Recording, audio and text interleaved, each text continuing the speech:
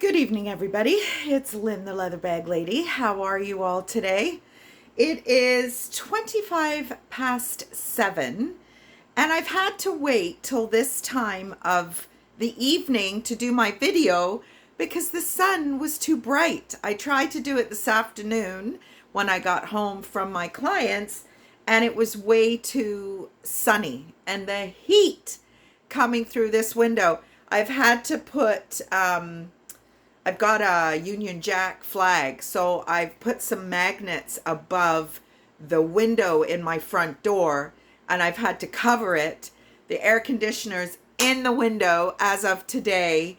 It was 31 degrees, 36, 37 humidex today.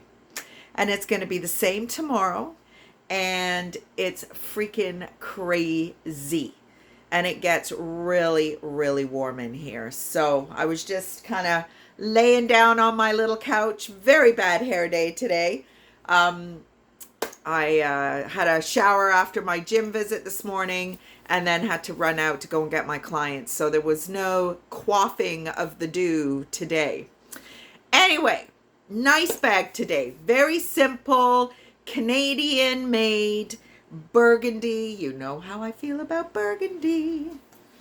Leather, 1980s, simple little bag. Now, what I love about Canadian vintage is the simplicity, but then you get these little elements. So there's a little reptile skin. Your strap is not just a single strap, which would be also boring. It's crimped and it's doubled. So there's your shoulder. It will sit quite comfortably crossbody if you want it to.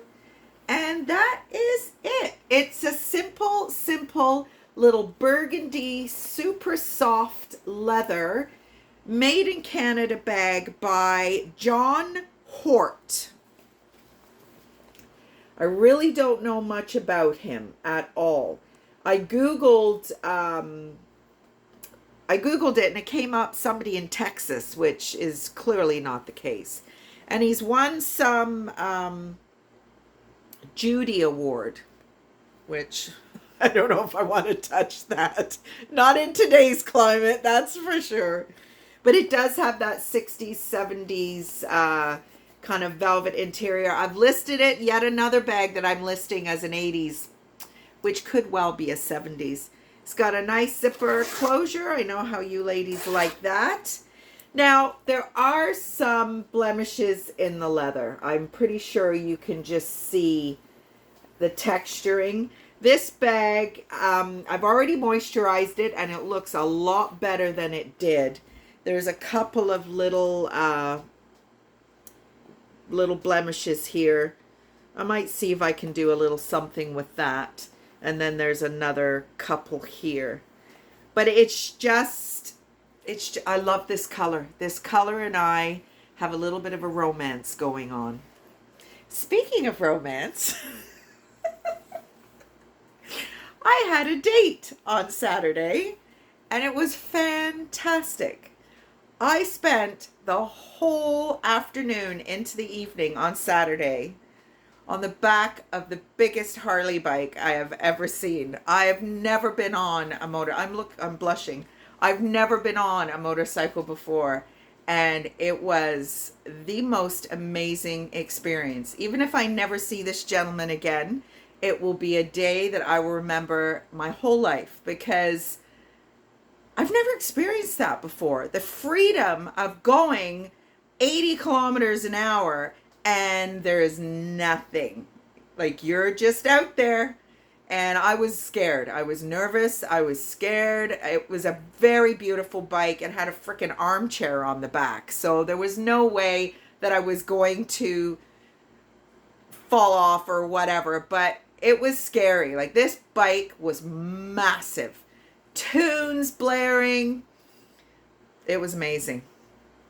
I don't know what time we left here. 2:33. Got back at 8:30 at night. It was... Anyway, we'll see. never know. My luck with men is not there. It just isn't. So, but I like this one. So, which I don't normally. But we'll see. Watch this space. So, anyway, I had to shout that out there. But yeah, so that is today's bag. Very clean inside and just a very simple little bag. And I actually had a customer come to the house yesterday, and I got a message on Etsy, said, I'm in town from Toronto, can I come and look at some bags I'm interested in? I don't normally do that. This house is not set up for visitors, guests, whatever. But I said, what the heck? Lovely young lady came and bought 2 bags. She was so thrilled, and yeah, it was interesting, that's for sure.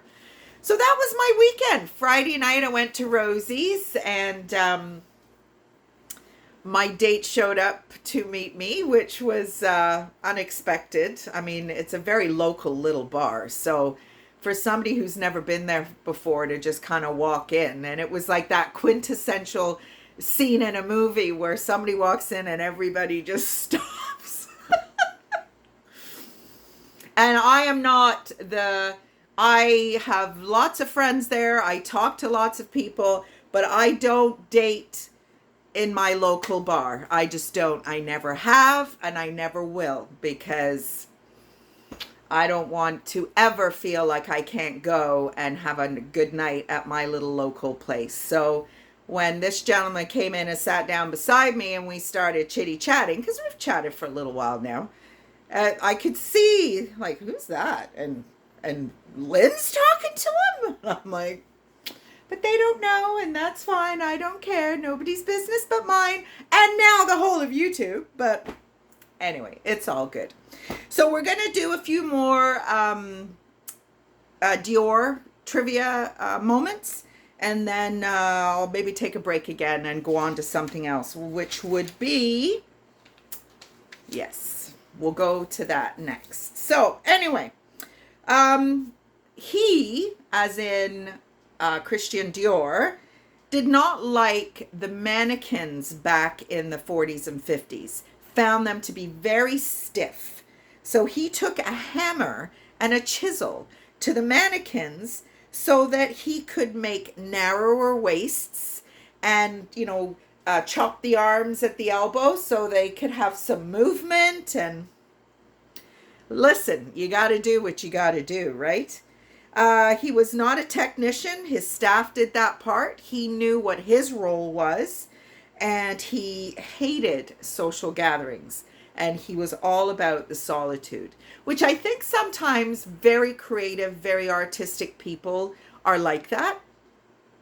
They're almost eccentric in their habits and in their mannerisms. So this may not be any different than that, to be honest.